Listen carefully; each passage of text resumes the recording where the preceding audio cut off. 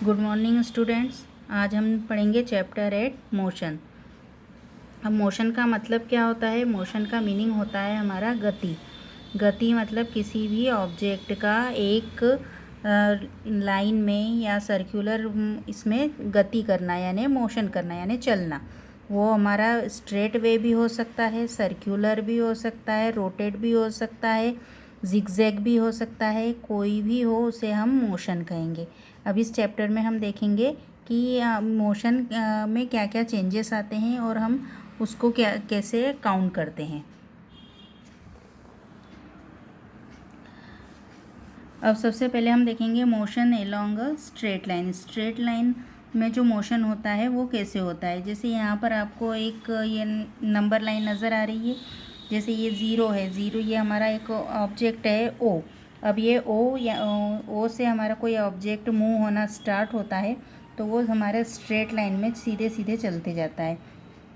अब जैसे ही ये ऑब्जेक्ट हमारा इस वे में आगे की तरफ बढ़ता जाता है तो अलग अलग पॉइंट्स पे वो एक इंटरवल के बाद में स्टॉप होता है, जिसे हमने सी, बी और ए नाम दिया हुआ है। नीचे हमारे ये किलोमीटर्स नज़र आ रहे हैं। जो उसका फर्स्ट स्टॉप है वो हमारा है 25 किलोमीटर पर, सेकेंड है 35 पर और लास्ट वाला है 60 पर। तो ये हमारा जो मोशन है वो हमारा स्ट्रेट मोशन है, यानी स्ट्रेट लाइन में मोशन हमारा ये चल रहा है।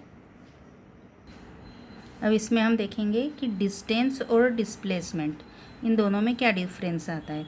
यानी डिस्टेंस यानी टोटल कवर्ड डिस्टेंस। जैसे आप मान लो कि आप स्कूल से, घर से अपने स्कूल पहुंचते हो और स्कूल से फिर से घर आते हो, ठीक है।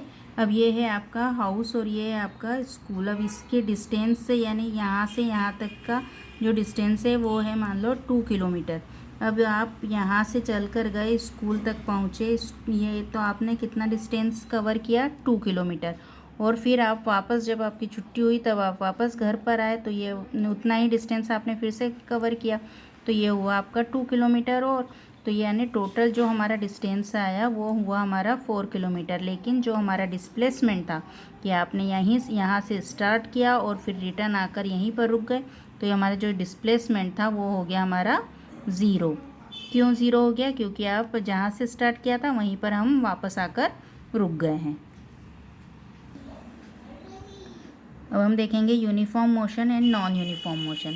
अब यूनिफॉर्म मोशन क्या होता है? यूनिफॉर्म मोशन यानी किसी गाड़ी का, जैसे ये कार है, ये कार सीधे रोड पर कंटिन्यूसली चल रही है जिसकी स्पीड 50 किलोमीटर पर आवर है या 40 किलोमीटर पर आवर है, यानी ये सेम स्पीड से चलती जा रही है, तो ये हमारा यूनिफॉर्म मोशन है।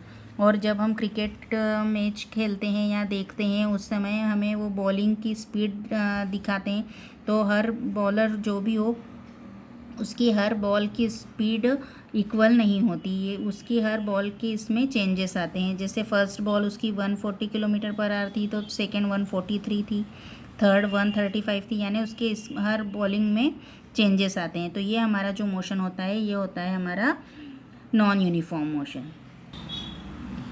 किसी भी ऑब्जेक्ट का जो मोशन है उसको हम वो कैसे हम देखते हैं कि वो उसको मेज़र कैसे करते हैं। तो measuring the rate of motion of an object is find out the distance travelled by the object in unit time. यानी कि कोई भी ऑब्जेक्ट हो उसने एक पर्टिकुलर टाइम में कितना डिस्टेंस कवर किया है, उसके थ्रू हम उसका स्पीड पता लगाते हैं। The SI unit of speed is metre per second. जो हमारी एसआई यूनिट होती है स्पीड की वो होती है मीटर पर सेकेंड। अब इसको हम कैसे शो करते हैं? मीटर पर सेकेंड या तो इस तरह से दिखा सकते हैं या मीटर्स पर सेकेंड, और उसकी पावर देते हैं -1। अब यानी इसका फॉर्मूला क्या हो जाता है हमारा?